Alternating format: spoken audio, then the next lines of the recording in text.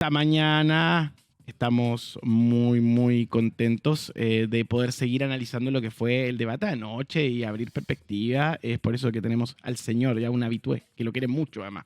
Señor Davor Mimisa, ¿cómo le va, Davor? Buenos días. ¿Cómo estás? Muy buen día. Acá mirando todo lo que ha pasado con respecto a este debate. Te tengo alguna lectura. Y también a la gran Jimena Jara, que es parte de varios paneles. Entonces, conoce muy bien el edificio donde hicieron el show. ¿Cómo estás? Oli, ¿qué tal? Bien, no, entonces me voy a guardar mis comentarios por ser respetuoso y no No, complicar. ¿por qué? Estuvo aburridísimo. Aburrido. Pero más aburrido estuvo el otro, po. No, El eso es anterior, mentira. El de televisión. El de televisión estuvo bueno. No, Te dio guácala. 5 cuadros que, 3 virales. horas, nada de 3 horas es divertido si es política. Lo que pasa Es buena que, esa lectura. No, tú eres un yonki de la política, pero es imposible. 3 horas no es entretenido en política. Pero yo del de Chilevisión rescato 5 momentos. Los tengo, así como a la momento. cabeza. Yo estoy pensando en el formato. El formato era espantoso. es que Era era- como, ¿quiere decir algo más? Ya. Era como ¿Alguien una quiere entrevista. participar? No, era como un curso. Era Pero como como, ¿quién entrevista quiere larga. hablar? A mí, no sé, ustedes no sé, a ti no te gustó, a mí me pareció fome, ¿a ti te gustó? Fue muy baja energía. Este en particular creo que fue somnífero. Lamentablemente fue somnífero. Fue como si nadie se jugara nada realmente. Como si la elección estuviera 6 meses más. Como si ya nadie pudiera alcanzar al que estaba adelante. Salvo tal vez Kaiser, que lo vi con hambre. El resto lo vi sin nada de hambre de ganar. Y parece un poquitito. Pero el resto lo vi realmente sin hambre. Kast guardándose, como escondiéndose, tratando de pasar desapercibido y más o menos lográndolo. Jara siendo correcta, creo que Jara tuvo un mejor debate que el anterior, pero no porque fuera descollante sino porque fue muy malo el anterior para ella. Este no fue malo, pero tampoco fue maravilloso. Y del resto, Matei la vi muy, muy baja.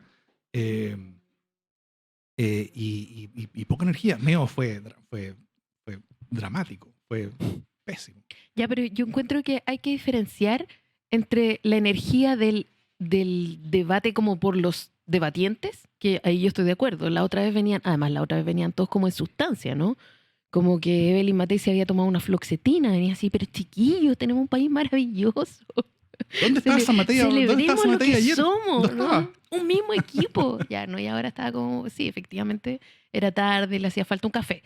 Pero Pero fue más temprano este debate, curiosamente. claro, pero El otro duraste como a la 1 de la mañana. claro, ya gastó toda la energía.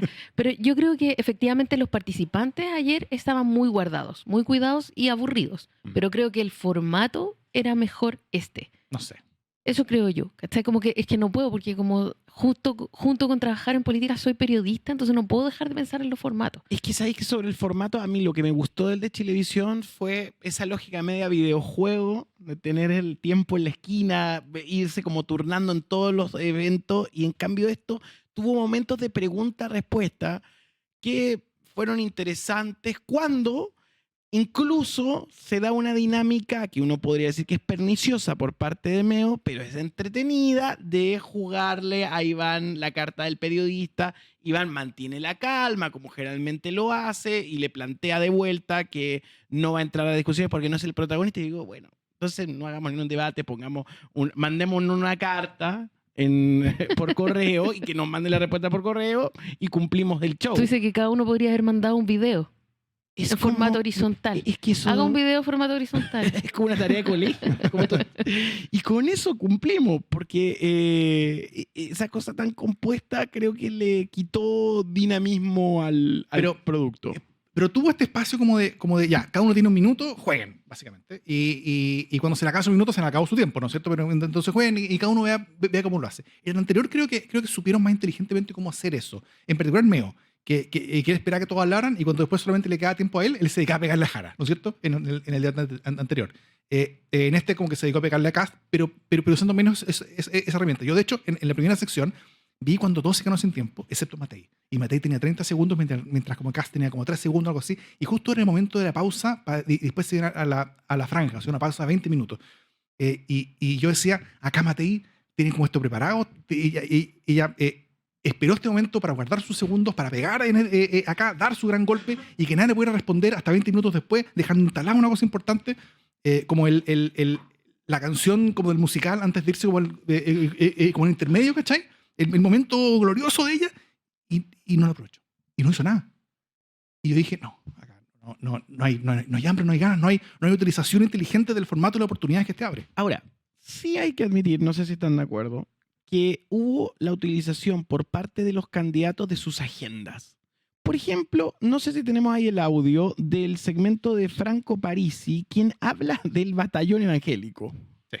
Entonces que yo no me dejó de llamar la atención como momento y que relaciono también a cuando habla de el reemplazo, que está a un paso de decir gran reemplazo o destino manifiesto, que lo plantea Kaiser, que llama la atención. Esto es lo que dice el batallón evangélico, escuchemos el audio. Hacerle un saludo y darle las gracias a las iglesias evangélicas que hacen una tremenda labor. Y nosotros vamos a crear el batallón evangélico, más de 1000 evangélicos que nos van a ayudar a recuperar a los presos que se pueden salvar de esta flagelo de la violencia y el círculo de la violencia. Marco Enrique. Hay una agenda de buscar agradar a grupos que lo está trabajando. Bueno, también lo empuja Kaiser, que decir en sus frases que tienen un vínculo con esta ultraderecha o llamado a poder emparentarse. En ese camino, Meo también hizo su propia agenda con el tema de su situación en SQM. Y Jara también, cuando habla de el tema del secreto bancario, que yo creo que fracasa en un punto, que es que dice el concepto secreto bancario. A la gente no le importa el secreto bancario. Si dices el secreto bancario para terminar con el narco, es muy distinto. Pero el secreto bancario como concepto es como... Dijo tirar el hilo de la plata sucia. Unas cosas. Alguna vez, una de sus intervenciones lo dijo como lo tirar el hilo de la lo plata dijo bien, sucia. Ahí estuvo bien. Pero el resto no, claro. Sí, en este debate hubo varios que estaban buscando como su público, ¿no es cierto? Públicos adicionales. Y yo creo que Parisi es el que más efectivamente está haciendo esto. Parisi, por ejemplo, hace un par de días, no sé si se acuerdan, sacó esta propuesta como de hacer una gran como carrera como de tuning alrededor de la moneda una vez al mes, como con este público como tunero, que es un público bastante como venezolano, ¿no es cierto? Que cuando aparecen estos videos de TikTok, tiene mucho de eso. Prende, va y quema rueda. Claro. Y también él habló sobre lo evangélico. Y lo que muchos hablaron ayer fue, por ejemplo, sobre las mujeres. Uno de los grandes temas transversales fue que todos hablaron sobre cómo ir a buscar el voto femenino. Matei partió hablando sobre cómo había que votar por ella, por Matei, para demostrar que una mujer podía enfrentar los temas de la delincuencia, siendo que los hombres miran a las mujeres menos. Como si no hubiéramos tenido una presidenta antes. Parisi, o una ministra del Interior. Claro. Parisi hablaba de las deudas de las mujeres, ¿no es cierto? Aunque no habló las deudas con las mujeres. De las deudas a las mujeres, claro, es distinto. Es que esa cosa le pesa, entonces... Puedo haberlo dicho. Kaiser habló sobre aumentar el PGU a mujeres que tengan hijos. Y según cuántos hijos tengan, ¿no es cierto? Jara habló sobre las mujeres cuidadoras. Como que todo el mundo está yendo al voto femenino, donde en el caso de Jara es como para protegerlo, mientras en el caso de París y de Kaiser es claramente para ir a construir algo que no tienen hoy día, porque tienen falencias bastante importantes con ese voto. Igual dentro de esa lógica, no sé si han visto que las franjas son súper bro. Como que son masculinizadas. Sus votantes son bro, sí. Claro, solamente la de Jara creo que escapa de eso. Pero todas como tratan de mostrarte el dron. Son como... Claro, el clip de las 40 horas de Janet Jara es un clip bastante más íntimo y bastante más como de público femenino, ¿no? Sí. Pero en general de Jara, pero en general la franja de Jara es la menos bro de las franjas. ¿Viste el de las pensiones de ayer? No. Fue una pieza similar, como cinematográfica, sobre pensiones, donde llega una señora, como una vecina, que todos los días, al volver de la pega, pasa por el mini market, compra como una bolsita de mercadería y le toca la puerta como una vecina mayor, ¿cachai? Para, señora, no sé, señora Luisa, estoy inventando, aquí le trae unas cositas. Y como que es la típica solidaridad como vecinal, donde alguien como cuida a una persona que parece como sola, ¿no es cierto? Y muchas veces toca hasta que de repente la señora mayor no contesta. Y no está, y se empieza a preocupar de que algo le puede haber pasado, y uno se preocupa con ella, y de repente ve a la señora mayor caminando desde el mini market, ahora ella con bolsitas, ahora le invito yo a mi hijita. No. Por el aumento de las pensiones, ¿no es cierto? O sea, fue muy, muy bien hecho, muy emocionante, muy potente, y eso lo mostró ahora en esta franja. Creo que fue de los buenos usos de la franja durante esto, pero creo que Jara no aprovechó tanto como de conectar tanto con ese momento que en la franja ya sí logró. Oye, durante el debate. Pero no les pareció también que hubo la franja nosotros estábamos viéndola en esa interrupción también de lo que fue parte de lo extraño. Estamos mirando lo que estabas describiendo. Claro. Parte de lo extraño de la franja ayer fue que interrumpieron el debate, que además fue un debate cruzado por la franja, como bien tú decías, y antes por la Academ, que le inyecta a Kaiser mucha energía, porque le da la noticia de la confirmación, el drop final, como una especie de semana dorada de encuesta que lo instalan por sobre Evelyn Matei. Pero en esta jugada también la franja se utilizó para reafirmar puntos. Y hubo un momento en que, claro, habla la franja de Meo con el debate, como una estrategia. No sé si lo relevan, les parece interesante. A mí me parece interesante un Meo que instala algo que Milei trabajó muy bien, que es no odiamos lo suficientemente a los periodistas, pero versión chilena, que es como están operando. Sí, porque Meo, frente a la total ausencia de apoyo de cualquier lado, está tratando de instalar la idea de que los medios no dicen la verdad, ¿cierto? Entonces lo odian y por eso lo tuvieron en tribunales todos estos años y lo pusieron en peligro, porque básicamente él es nocivo, porque es un gallo rebelde que viene como a cambiar el statu quo. Esa es como la narrativa que él quiere instalar, ya que no mueve la aguja para nada. O sea, solo Artés está por debajo de él en las encuestas, ¿cierto? Pero a propósito de Kaiser y de esta energía que tú decías que le inyecta, efectivamente sí, pero es curioso justamente porque él venía como con viento de cola para el debate, que no lo aprovechó. Él no trató de dispararle de ninguna manera, esto de dispararle en el caso de un ultraderechista, en fin, pero como es metafórico, ¿no? No trató de ir en contra de Kast, porque había hecho una entrevista en la que decía que al menos él no ocultaba sus convicciones.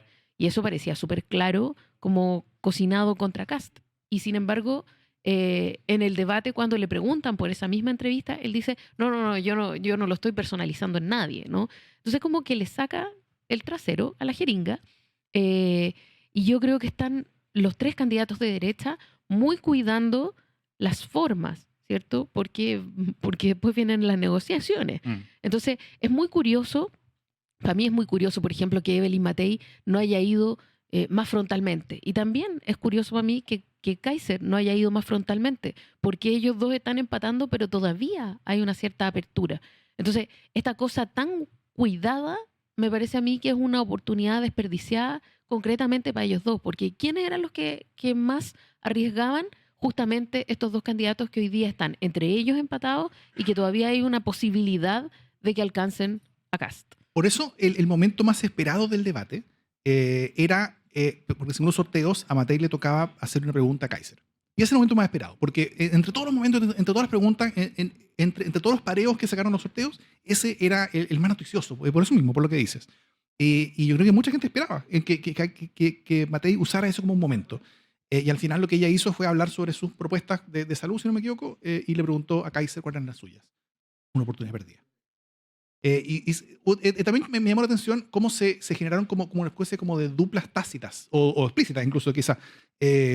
Kast y Kaiser trataron de picanear a cada uno en contra del otro, ninguno pisó el palito, ninguno entró en conflicto, ninguno criticó al otro en nada. No se tocaron. Haber sido un acuerdo, Ni ¿no? se tocaron, parece que ellos sí. van como en acuerdo parlamentario. Esto tiene que haber sido un acuerdo entre comandos. Kast y Matei también.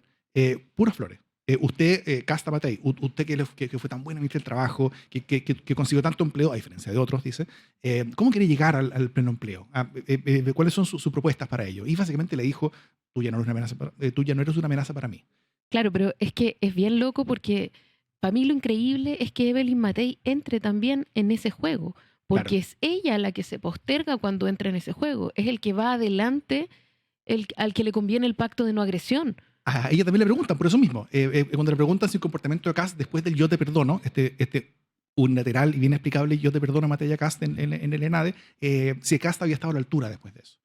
Claramente no ha estado a la altura, todos hemos visto que no está a la altura, todos hemos visto que no es el caso, pero Matei dijo, ella tampoco puso el palito, ella no lo criticó, dijo que ella quería mantenerse fuera de los conflictos y también pierde esa oportunidad. Pero no le dio su apoyo para la segunda vuelta explícitamente. Claro. Dijo, yo ya perdoné, pero... Otro partido curioso que creo que habla sobre algo interesante es Jara Parisi, curiosamente. Jara Janet. Jara hablaba, la pregunta que le tocó hacer a Parisi fue sobre su idea de no el IVA a medicamentos. Y ella dijo que Sí. me interesa mucho esa pregunta, creo que es muy interesante y quiero que la expliques. Y le pedí a mi equipo que lo Le revise. pedí a mi equipo que lo revise. Y cuando le explicó la propuesta después, ella con su libretita anotando tips como la propuesta, ¿no es cierto? Como construyendo el puente. Eso fue básicamente sembrando en la cancha para la segunda vuelta, ¿no es cierto? El construyendo el puente para que el votante Parisi pueda ir a votar a Jara, que se sienta que en una candidatura como Jara ciertas propuestas de Parisi están bien. Y le dijo, que son bien también eres de escuchadas. los pocos que ha apoyado el secreto bancario, el levantamiento del secreto bancario en casos específicos. Claro, exactamente. Y por otro lado tampoco fue duro. O sea, Parisi le preguntó algo sobre la ley Lefkenche, pero Jara le contestó bien y como que no hubo conflicto. Oye, tengo que aprovechar que ustedes hicieron un gran podcast que se llama Democracia en el CD. No se llamaba, se llama. Ya. Está ahí, está Llama. al aire, sale Está toda vivo. la semana. ¿Cuánto lo mataste, por Sí, favor? no, lo que pasa es que Así como nomás. Tú no lo escuchas. así nomás. lo la veo, cosa. los veo por separado, ¿sabes? Me confundo. Entonces dije, en un momento, además como veo tu proyecto, entonces uno se confunde, ¿eh? No, Perdón, está vivo. Debo ser justo Cada para vez más- actualizarlos. No, pero tremendo. no se cada vez más gente lo escucha. Y me gusta mucho y por eso mismo quería traerlo a la palestra. No se enojen conmigo, no se No nos enojen con enojamos el nada. interlocutor. No maten al mensajero. Todos estos lunes, antes de la primera vuelta, o sea, por 3 lunes antes de esta primera vuelta, estamos lanzando programas especiales que se llaman Amenaza Presidencial. Que ahí está el punto. Justo no te adelantes. No te adelantes. Por eso a esto voy. Ustedes además han sido promotores y gente que empuja y cree en los valores democráticos y por eso mismo han tomado la bandera. Y ahí parece ser que hay un mundo en el cual se está quebrando el proyecto democrático. Se quebró. Está despedida. O por lo menos vamos camino a distintas autocracias que conversan y que nos hacen fantasear que tenemos poder de decisión. Es por eso que les quiero preguntar en torno a lo que han visto en esta elección y en base a lo que pasó en Argentina ayer y otras manifestaciones, como lo que sucede con Donald Trump. ¿A qué tenemos que estar atentos en las próximas semanas? Les voy a quemar el podcast de 3 semanas, pero cuéntenme a qué tenemos que estar atentos. Mira, estamos haciendo este especial que se llama Amenaza Presidencial, en el que en 3 capítulos estamos respondiendo exactamente a esa pregunta. De hecho, el primer capítulo, es un programa que lo estamos haciendo con Javier Sajuria, ¿ya? Haciendo análisis junto con él. Entonces, el primer capítulo es sobre discurso y comportamiento de las candidaturas. Porque muchas veces un mejor antecedente sobre cómo sería una presidencia no es tanto las promesas y lo que prometen en el programa, sino que es cómo actúan ante la contingencia en el día a día, cómo demuestran usar valores democráticos en su propia práctica política o no. Entonces, ahí hablamos sobre rechazo a las reglas del juego democrático como discurso, a la negación de la legitimidad de los oponentes y a la tolerancia y fomento de la violencia y la disposición a limitar las libertades civiles. En el segundo capítulo, que lo publicamos hace un ratito, hoy día, está en todas las plataformas de podcast en YouTube, es sobre las propuestas de políticas y reformas institucionales. Ahí hablamos sobre capturar a los árbitros, propuestas sobre el Poder Judicial y órganos de control, sobre concentración del poder del Ejecutivo y debilitamiento del Congreso, sobre manipulación de las reglas electorales y sobre uso del aparato estatal con fines partidarios. Y el tercer capítulo, que es el próximo lunes, vamos a hablar sobre el clima político y social que fomenta las candidaturas. O sea, ustedes están hablando de el libro. Sí, o sea, de hecho, el libro del autoritarismo. playbook. Claro. ahí vamos a hablar sobre el fomento de la polarización afectiva extrema, sobre la campaña sistemática de desinformación, sobre la redefinición de la ciudadanía y la exclusión de minorías y sobre generación de un clima de crisis e ingobernabilidad. Todo esto lo hicimos porque, junto con Javier, construimos una biblioteca de la literatura reciente de derivas autoritarias y resiliencia democrática, literatura académica, tanto libros como papers, como 50 documentos logramos juntar de los mejores recientes del mundo y los metimos a un modelo de inteligencia artificial y le preguntamos a la inteligencia artificial para un país como Chile, por una elección presidencial, ¿cuáles son las cosas que, sistematízame, cómo debiéramos entender las cosas problemáticas, las cosas más importantes que debiéramos ver a la hora de votar? Y ahí nos hizo esta categorización. Y esta la estamos como llenando y poblando con ejemplos internacionales, con conversación con lo que pasa, con las características de las candidaturas. Ahora, la idea de estas conversaciones es que podamos ver cuáles son los síntomas tempranos, por ejemplo, de las amenazas a la democracia. ¿Te fijáis? Entonces, no es tanto una conversación académica, sino tratar de relacionar esta mirada desde los estudios que vemos internacionales a la realidad de Chile, ¿cierto? Entonces, hoy día, por ejemplo, la libertad de prensa es una cuestión que no está en juego en Chile, a pesar de la concentración de medios, etcétera, pero sí hay otras cosas, como por ejemplo el lenguaje divisivo, que ya vemos súper en operación, ¿no? Claro. Porque sabemos básicamente para dónde van las cosas. Sabemos cuáles son los tipos, por ejemplo, internacionales. Sabemos qué cosas están diciendo, o sea, qué cosas decían 5 años antes los líderes que hoy día son los autoritarios que están tomándose el poder. Entonces, Y de esas señales podemos verlas hoy día. Y de todos estos candidatos que ayer se presentaron, ¿ven señales autoritarias? En todos. No, yo no en todos, no en todos. Yo estoy más son- que Davor y yo tenemos ahí una diferencia. Son- ¿no? ¿Cuáles? Hay diferencias de magnitudes y categorías, sí. Pero amenazas como que hay. Para todos uno va a encontrar algo. O sea, mira, yo lo que he visto es que de los 8 candidatos, 5 tienen narrativas divisivas, ¿sí? Que son Kaiser y Kast, obviamente, en esa lógica muy clara de ellos o nosotros, no cabemos todos en el mismo Chile. Meo y Parisi, en la lógica de son todos unos ineptos, solo yo puedo salvar a la democracia, con populismo, básicamente. Y Artés, que es como sin el poder económico el pueblo vive mejor. Esos son los postulados divisivos, ¿cierto? Y Mike Nichols, Matei y Jara tienen una conversación en la que se releva la idea de las diferencias, ¿no? Pero evidentemente las amenazas no son iguales. O sea, si bien tú tienes un Artés que es divisivo en su lenguaje, las posibilidades de que Artés se materialice son virtualmente imposibles, ¿no? Es distinto de lo que ocurre con un Kaiser que camina desde las armerías del Paseo Bulnes en la franja hacia la Moneda y que se plantea, cuando habla del 18 de octubre, 1810, se plantea delante de un logo que dice 1810 como en el Diego Portales en la dictadura, ¿no? Entonces ahí está lleno de unos lenguajes y de unos símbolos que el que lo pilla se siente... lo reconoce. El dog whistle. El dog whistle. Y ahí es donde quiero hacerles la pregunta. ¿Por qué creen que a la gente les gustan esas narrativas? ¿Qué les dan? Orden, po. O sea, la gente en un momento de miedo se aferra mucho más a posibilidades autoritarias. O sea, a quien diga, por ejemplo, las propuestas para volver al debate, ¿no? Ayer era como migrante cero, los voy a echar, decía Kast, y los voy a echar en un avión, y cuando la Soledad Neto le decía, pero eso vale muchísima plata, él le decía, no, lo van a pagar los mismos migrantes.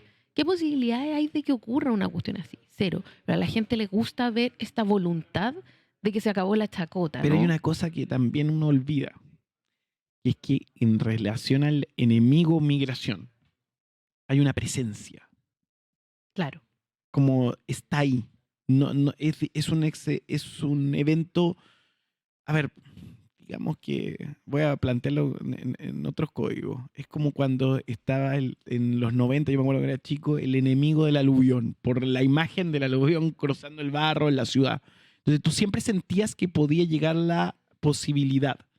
Entonces, con la migración se da un fenómeno que es que está presente en tu supermercado, en tu trabajo, va viendo cómo avanza en tus relaciones personales. Y estas personas que están hoy camino a la moneda explotan narrativas en las cuales ese enemigo es un enemigo muy fácil de tener. Claro, pero al mismo tiempo son narrativas paradójicas que funcionan a gran escala y funcionan desde la amenaza, pero ya estamos trabajando, Davor también está, en otro proyecto que se llama Miedo y que justamente explora el miedo a la migración. Y ahí tú ves que si bien tú tienes un gran miedo a los migrantes y un gran prejuicio, cuando tú entras en la onda concéntrica, muchas veces la gente dice, no, pero mi vecino que es venezolano es súper trabajador. La señora del frente que es venezolana, ella cuida súper bien a su hijo. Entonces funciona en 2 niveles, pero claro, a nivel macro funciona esta amenaza. Fíjate que Evelyn Matei dice una cosa muy desquiciada e incorrecta. Dice, vamos a quitar primero los chilenos, ¿no? Dice, vamos a quitarle los derechos a los migrantes, hijos de los migrantes que tienen derecho a la sala cuna. Los niños que nacen en Chile, las guaguas que nacen en Chile, no son migrantes, hijos de migrantes, pues son chilenos. Son chilenos. Entonces, ¿de quién es el derecho a la sala cuna? ¿De la guagua vulnerable porque es más vulnerable y es chilena?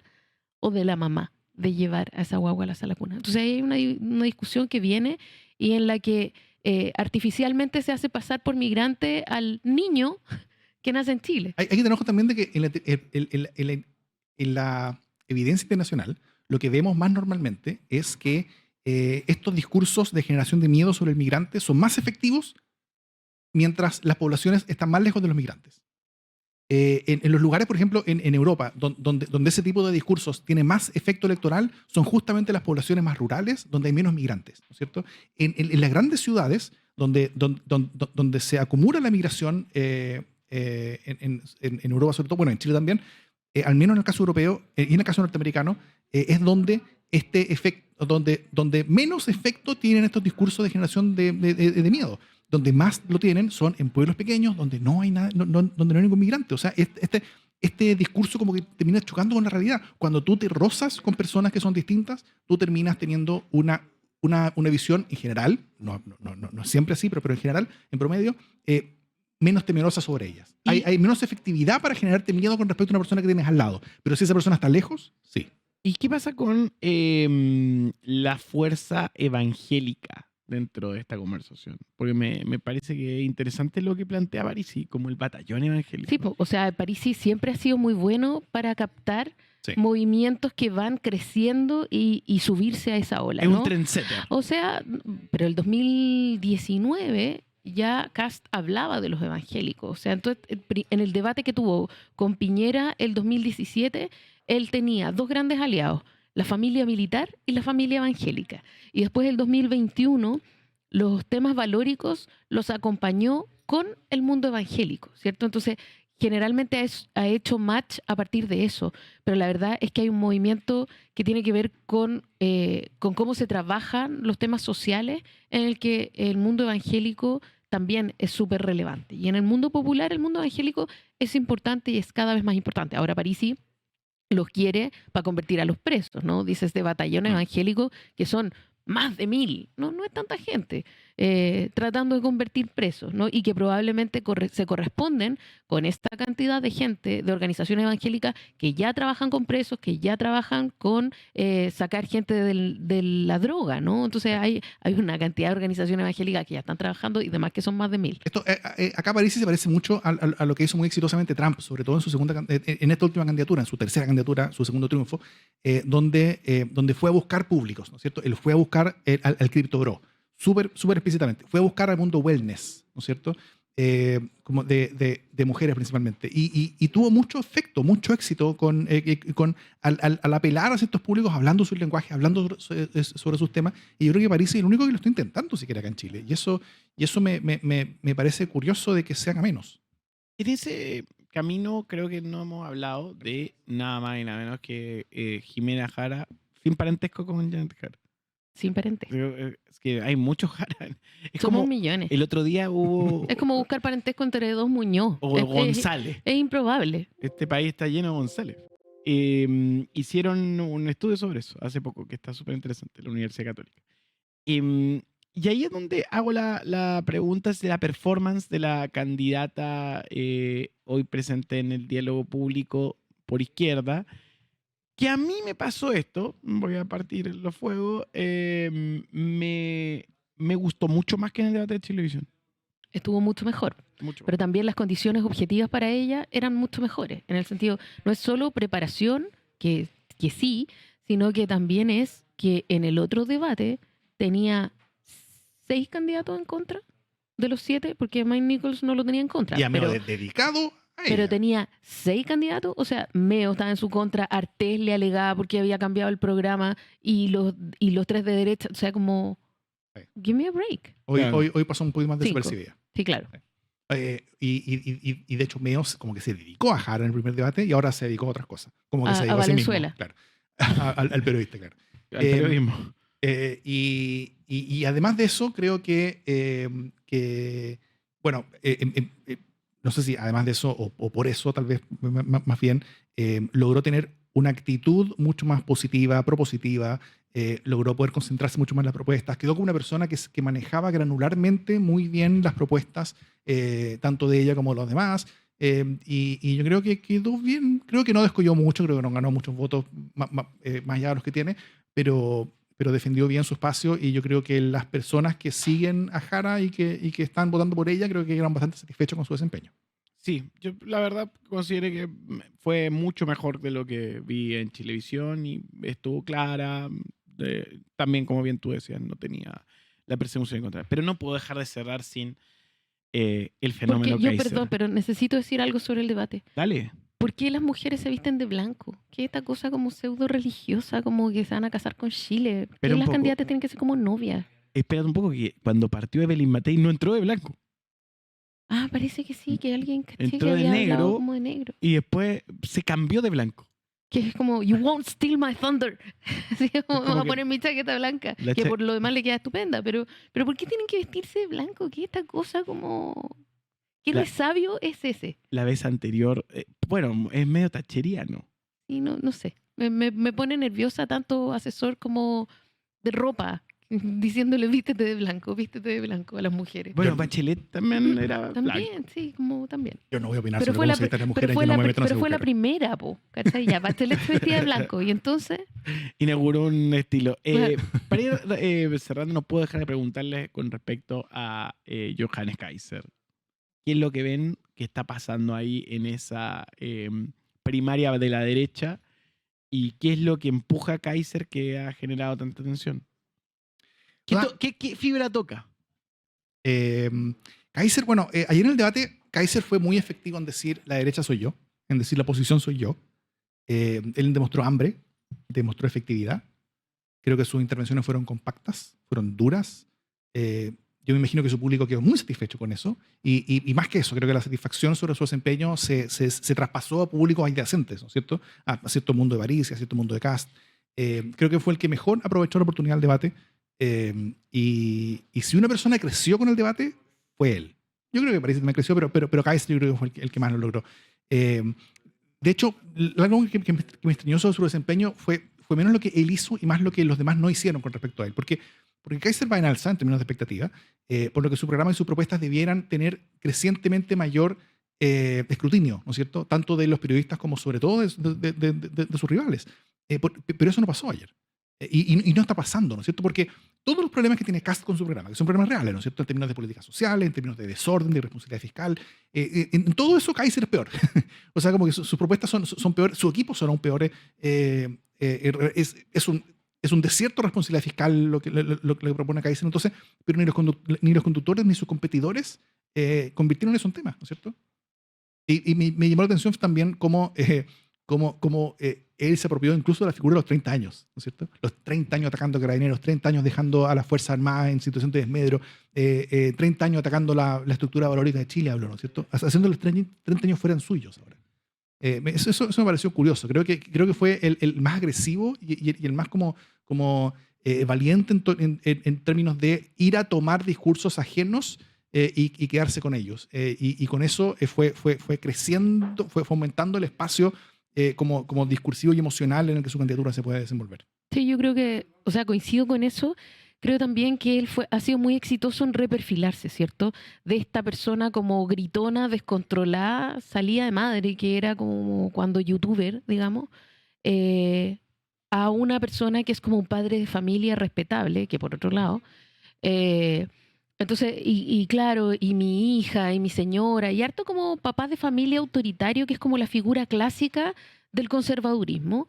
La figura como el Lakoff. La figura de padre, claro, de este Lakoff ideal, ¿no? Del conservador. Pero, por otro lado, la falta de cuestionamiento a su falta de propuesta es un problema que viene adjunto, ¿cierto? Porque él en su franja dice un montón de cosas. Voy a hacer primar el imperio de la ley. Entonces, claro, en eso hace una buena locución y el perfil es interesante, lo dice con buena voz, tiene buen mono. Pero, ¿cómo, po, amigo? Y en eso nadie lo saca al pizarrón. De hecho, cuando él dice su propuesta de duplicar la pensión, la PGU, para las mujeres que tengan 2 hijos y triplicarla o algo así, o no, subírsela en un 50% y después duplicársela a los que tengan 3 hijos o más. O sea que se podía. O sea que todavía podemos hacer más por las mujeres y no lo hemos hecho. Y ellos faltaron al acuerdo. O sea, la cuestión es como por los hijos. Es bien increíble lo que hace. Y nadie le dice como, Jimena, pero o sea, que usted está dispuesto a plegarse a un acuerdo pensional que no se plegó por las mujeres antes. Y preguntarle más allá, ¿con qué plata? ¿Cómo eso se condice con lo que tú vas a decir de disminuir el gasto público? ¿Cómo eso se condice con tu propuesta? ¿Cómo eso se condice con los impuestos que quieres bajar?